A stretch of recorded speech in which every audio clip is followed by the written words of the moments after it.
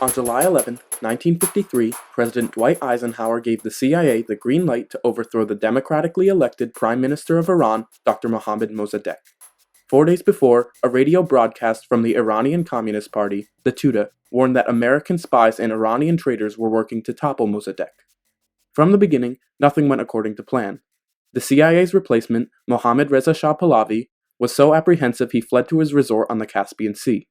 Forced to improvise, Kermit Roosevelt, the head of the CIA's operation, rushed there on August 12th and returned with signed decrees deposing Mossadegh and installing Fazlollah Zahedi, the Iranian general in charge of the coup, as prime minister. The coup was to start 2 days later. On the 14th, the coup was postponed because of the indiscretion of one of the CIA's Iranian officers. The coup was to take place the following day. Mossadegh was warned of the impending coup and his arrest, and the attempt failed. CIA agents were poised to flee the country. At 5:45 a.m. on the 16th, Radio Tehran announced the failure of the coup. Pro-Mossadegh crowds gathered in the streets. Headquarters encouraged Roosevelt to abandon the plan and evacuate. Further improvising, the CIA managed to assemble paid rioters. Finally, on August 19th, the decrees were published in Tehran. CIA hired mobs arrived, setting in motion an almost spontaneous revolution. By 10:15 a.m., pro-Shah men occupied the city squares. 100 people died on the streets that day, and 200 more were killed in the Imperial Guard's attack on Mossadegh's house. At last, Roosevelt was able to go to the safe house where General Zahedi was hiding, and told him to proclaim himself prime minister.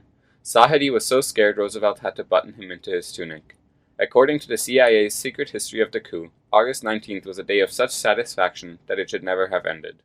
هموطنانم ساده ترین نیازهای زندگی را کم دارند. کیفیت زندگیشان شاید در تمام دنیا یکی از پایین‌ترین باشد. مهمترین منبع طبیعی ما نفت است. استخراج آن و استفاده از آن حق ملی ماست و درآمدی که از آن دریافت کرده ایم را باید برای بهبود شرایط زندگیمان به کار ببریم. This should be a common sense argument, but Iran's Prime Minister Mohammad Mossadegh had to take his case for the nationalization of Iran's oil to the stage of the United Nations Security Council in October 1951.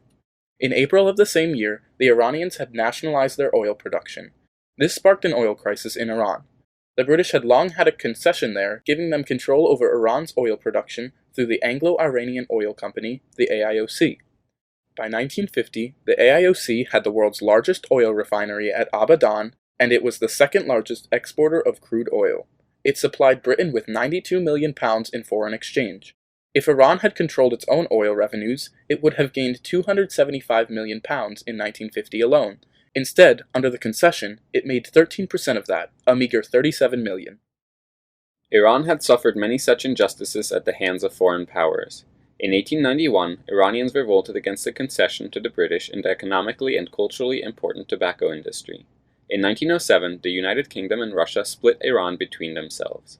In 1917, up to 1/4 of Iran's population was destroyed by a famine caused directly by the Russians and Britons. Hatred of the British and Russians ran so deep that the Nazis made deep inroads in Iran and Allied forces invaded in August 1941. In 1951, a country very sensitive to injustices by foreign colonial powers democratically elected a leader promising oil nationalization. According to St. Andrews University professor Ali Ansari, between 1951 and 1953, Persian nationalism became truly Iranian.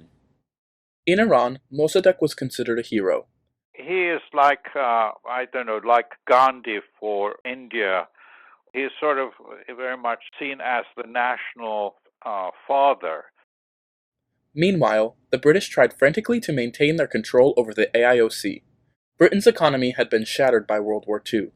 Loss of revenues would cut deep, as the AIOC was the primary asset Britain possessed in natural resources.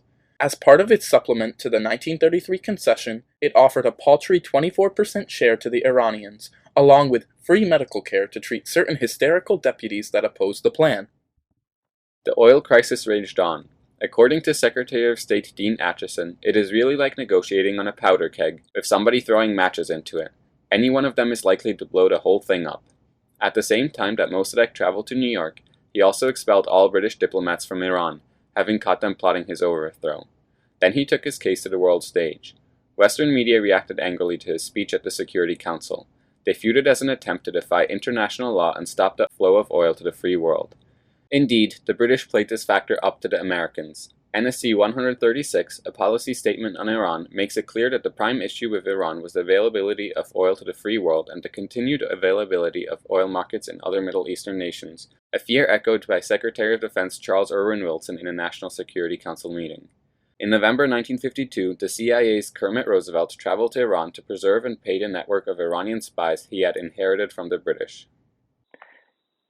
He was somewhat distant as a person generally. That's what people say about him as a CIA operative also, that he was sort of polite and reserved, and you wouldn't have suspected that he was up to his neck in dirty tricks. The coup was staged under the pretext of saving Iranians and the free world from the communist threat presented by the Tudeh Party of Iran. The Tudeh was, in fact, a communist party, and the British contacted the State Department about the apparent danger of Sovietization of Iran in hopes of gaining support for a coup. Mossadegh tolerated the Tudeh Party as a factor in his democracy, but a cooperation did not exist. At this time, the Tudeh Party was not nearly as strong as made out, and it had a fractious leadership. But in the language of Cold War McCarthyism, this was exploited as a cover for the coup. The conventional view is that U.S. Went into the coup because of the Cold War, the fear of communism, the danger of the Soviet Union extending its reach all the way to the Indian Ocean, and blah, blah, blah. Actually, things went backwards. It created much more of a medieval state where the king was everything. Thus, the CIA could claim, as Kermit Roosevelt did in his book Counter Coup, that the Americans saved the Iranian common people from the communist threat of Russia as manifested through the Tudeh Party. But, according to Richard Cottam, a leading Iran scholar, the coup amounted to a mercenary mob. It had no ideology. That mob was paid for by American dollars. With $7 million, the CIA ended Mossadegh's popular and democratic nationalist government. $45 million more was given to Sahadi to set up the new government. Sahadi was deposed in 1955 and the Shah consolidated power. He rigged elections and used his secret police force, Savak, which had been set up by the CIA, to terrorize his subjects. By 1970, the Shah had established absolute and arbitrary rule. Seen as pro-American, the Shah alienated the middle class and had no support and no social base for rule. As the leading power in the Middle East, the Shah of Iran became a very valuable Cold War ally for the United States. The Shah was such an important ally of the United States that by the time of, let's say, Nixon, he would be one of the first world leaders that would find out about the most significant policies that the United States was about to adopt. In late 1978 and the year 1979, all social classes united in the Islamic Revolution against Mohammad Reza Shah Pahlavi. The Shah was perceived as a domestic tool of American imperialism. One of the effects of that operation in 1953 was the message that it sent throughout the Middle East. If you wanted to get American support, what you needed to do was establish an authoritarian regime that guaranteed both control over the domestic population and, most important, Western access to oil. Anger at foreign intrusion culminated in the revolution, and fundamentalists under the Ayatollah Khomeini exploited the resulting power vacuum. A leaked British counterinsurgency manual labeled the Islamic Revolution as the catalyst for fundamentalist Islamism, of which a cornerstone is anti-Western rhetoric, such as that used against the U.S. supporters of the Shah. But for the U.S., the 1953 coup was considered ancient history, as President Jimmy Carter stated. Iranians thought differently. In the same year as the Islamic Revolution, the American embassy, supposedly a nest of spies that had been manipulating Iran for decades, was seized. One of the highest-ranking hostages, Bruce Langan, exploded a year into the hostage crisis that the hostage-taking was immoral, illegal, and totally wrong. The jailer let Langan finish, then simply replied, "You have nothing to complain about. The United States took our whole country hostage in 1953. Democracy itself had been taken hostage in 1953. To Iranians, oil nationalization was a symbol of national identity and independence. The CIA and the autocratic Shah it propped up trampled on that sense of identity until the Iranians redefined it in 1979. Iran's national consciousness had been traumatized by a long period of domination by foreign powers.